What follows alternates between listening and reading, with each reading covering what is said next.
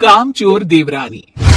एक बार की बात है, सुषमा अपने पूरे परिवार के साथ खुशी खुशी मोहन नगर में रहती थी।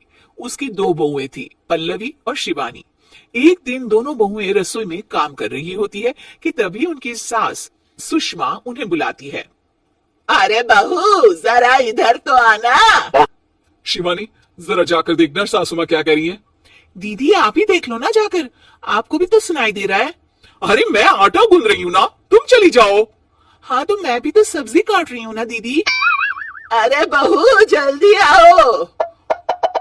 वो ये तो जाएगी नहीं, मैं ही जाकर देखती हूँ कि क्या करना है।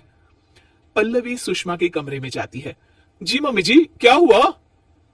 शाम को घर पर कुछ मेहमान आने वाले हैं, तो तुम अच्छा सा खाना बना लेना बहू। ठीक है मम्मी जी, आप बता दीजिए क्या क्या बनाना है और कितने लोग आ रहे हैं। सुनील की मौसी जी और उनका पूरा परिवार आ रहा है। कुल मिलाकर 3 लोग और हमें मिलाकर हुए 9 लोग। तो अभी से ही तैयारी करना शुरू कर दो। और हाँ, घर की सफाई भी कर देना, हाँ अच्छे से। जी मम्मी जी, सब काम हो जाएगा, आप चिंता मत कीजिए।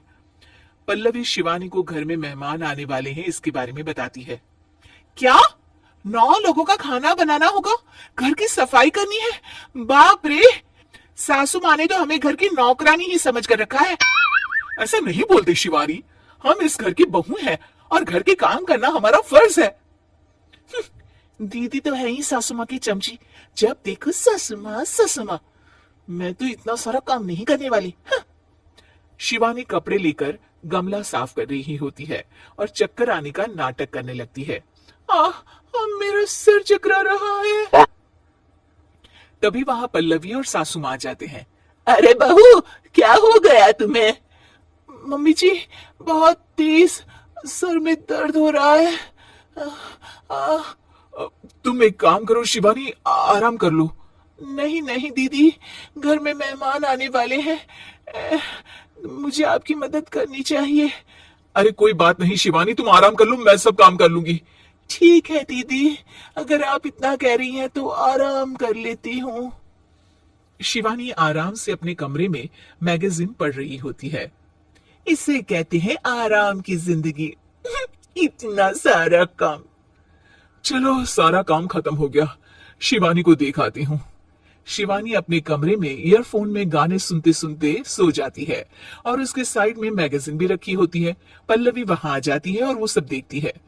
ओहो, तो मतलब सब काम चोरी का बहाना था। अभी बताती हूँ इसको।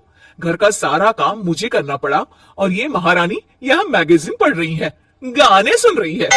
पल्लवी रसोई से एक प्लेट और चम्मच लेकर आती है और शिवानी को थाली बजाकर उठाने लगती है। शिवानी अचानक से उठती है। उठ गई महारानी, गाने भी सुन लिए, मैगजीन भी पढ़ ली। तुम तो बहुत बड़ी झूठी निकली शिवानी। तुमने सर दर्द का बहाना बनाया ताकि काम करने से बच सको। हाँ बनाया बहाना, तो क्या करती, इतने सारे काम करती। मुझे कोई शौक नहीं है चापलूसी का।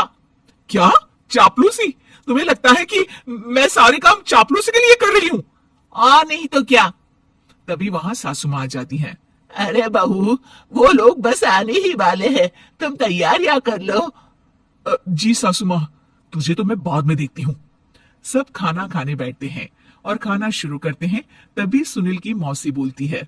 वाह भाई वाह, खाना तो बहुत ही अच्छा बना है सुषमा जी, एक एक चीज में क्या स्वाद है। ये सुनकर शिवानी मुंह बना लेती है। उसे अपनी जेठानी की इतनी तारीफ राज नहीं आती। आपकी बहुएं तो बहुत ही अच्छा खाना बनाती हैं।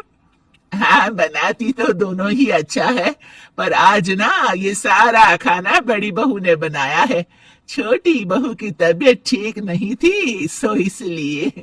मानना पड़ेगा सुषमा जी, आपकी बड़ी बहू तो बहुत ही गुणवान है। पल्लवी की तारीफ सुनकर शिवानी को जलन होती है। पल्लवी ये सुनकर खुश हो जाती है और शिवानी की तरफ देखकर उसे चिढ़ाती है। कुछ देर बाद मेहमानों के जाने का वक्त हो जाता है। मौसी जी सबके लिए उपहार लाई होती है। वो सबको शगुन के पैसे देती है और अंत में पल्लवी के पास आती है। तुम्हारे लिए शगुन का लिफाफा तो है ही, पर बहू तुम्हें एक और उपहार भी मिलेगा, इतना अच्छा खाना बनाने के लिए। मौसी अपने सोने के कंगन निकालकर पल्लवी को पहना देती है। ये लो, ये मेरे मनपसंद कंगन है, अब से ये तुम्हारे हुए। धन्यवाद मौसी जी। ये देखकर शिवानी तो पूरी तरह से जल जाती है और गुस्से से रसोई में चली जाती है।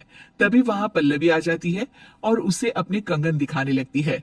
देवरानी जी, अब आपका सर दर्द ठीक तो है ना?